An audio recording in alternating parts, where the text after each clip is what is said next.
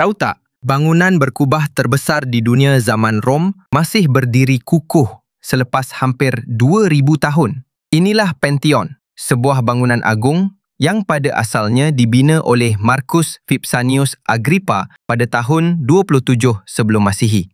Namun, bangunan ini musnah akibat kebakaran pada tahun 80M. Pantheon yang kita lihat hari ini ialah binaan semula oleh Maharaja Hadrian pada tahun 125M.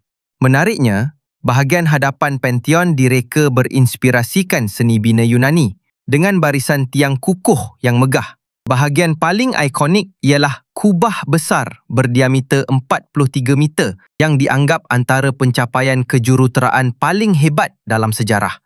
Dindingnya pula dibina menggunakan batu bata yang dilepa dengan simen khas. Di puncak kubah terdapat satu bukaan bulat bernama Oculus berukuran 13 meter yang bertindak sebagai sumber cahaya utama untuk seluruh ruang dalam Pantheon.